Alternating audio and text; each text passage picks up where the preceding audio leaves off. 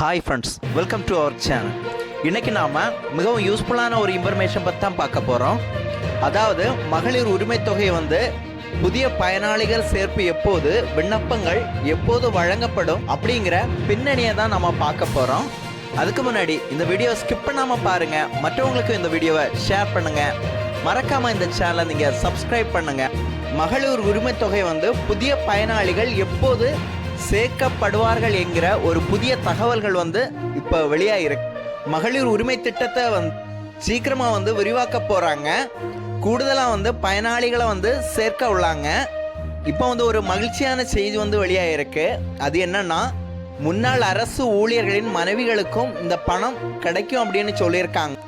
அதே போல முன்னாள் கார்ப்பரேஷன் ஊழியர்களின் மனைவிகளுக்கு இந்த உரிமை தொகையான மாதம் 1000 கொடுக்க போறதா சொல்லியிருக்காங்க. இந்த திட்டத்தின் கீழே புதிய பயனாளிகளுக்கான விண்ணப்பத்தை ஜூன் 2ஆம் வாரம் வழங்க போறதா சொல்லியிருக்காங்க.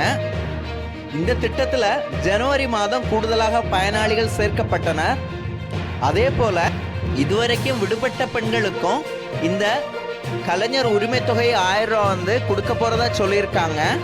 அப்ளை பண்ணதுல 90% மகளிருக்கு உரிமை தொகை தகுதியா இருந்தா விடுபட்டவங்களுக்கும் திருப்பியும் கொடுக்க போறதாகவும், இந்த பட்டியலை மாவட்ட ஆட்சியரிடத்துல வழங்க போறதாகவும் அமைச்சர் உதயநிதி ஸ்டாலின் அறிவுறுத்தியுள்ளாரு.